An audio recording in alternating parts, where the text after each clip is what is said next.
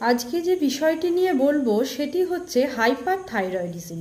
এই হাইপারথাইরয়েডিজম হলে আমাদের সাধারণত থাইরয়েড গ্ল্যান্ডের ওভার সিক্রেশন হচ্ছে, সেখানে দেখা যাচ্ছে T3 T4 নামে যে থাইরয়েড হরমোনগুলি আছে সেটি রক্তে অনেক বেশি পরিমাণে থাকছে এবং TSH লেভেলটা অনেকটাই কমে যাচ্ছে।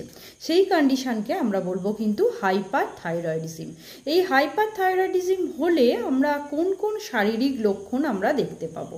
নাম্বার 1, অবশ্যই আপনাদের হার্ট রেট অনেকটাই বেড়ে যাবে, একটা প্যালপিটেশন হবে এবং পালস রেটও অনেকটাই বেড়ে যাবে, যেটাকে আমরা বলছি ট্যাকিকার্ডিয়া, মানে হার্ট রেটটা অনেকটাই বেশি থাকবে। নাম্বার 2, একটা অ্যাংশাসনেস কাজ করবে, ইরিটেবিলিটি কাজ করবে, মানে যখন তখন আপনারা রেগে যাচ্ছেন, একটা কোথাও যাচ্ছেন, একটা অ্যাংশাসলি বিহেভ করছেন, সেটা হতে পারে। অনেকের ক্ষেত্রে দেখা যায় অনেক তাড়াতাড়ি ওয়েট লস হচ্ছে, অনেকের ক্ষেত্রে গলার এখানে অনেকটা ফুলে থাকছে, যাকে আমরা বলছি গয়টার। অনেকের ক্ষেত্রে চোখের মধ্যেও কিন্তু একটা এক্সপ্রেশন দেখা যাচ্ছে, আইবলগুলো যেন মনে হচ্ছে ঠিকরে বেরিয়ে আসছে, তাই সেটাও কিন্তু একটা হাইপারথাইরয়েডিজমের একটা সিমটমস।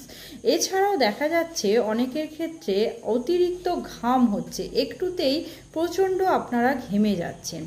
এছাড়াও থাইরয়েড হরমোন যদি বেশি থাকে আমাদের দেখা যাচ্ছে কোথাও একটা মেন্টাল কনফিউশন সৃষ্টি হচ্ছে, আমাদের মেন্টালি যেন মনে হচ্ছে একটুতেই রেগে যাচ্ছি, সেটাও হতে পারে। অনেকের ক্ষেত্রে দেখা যাচ্ছে ঘুমটাও কিন্তু অনেকটা ডিস্টার্বড হয়ে যাচ্ছে।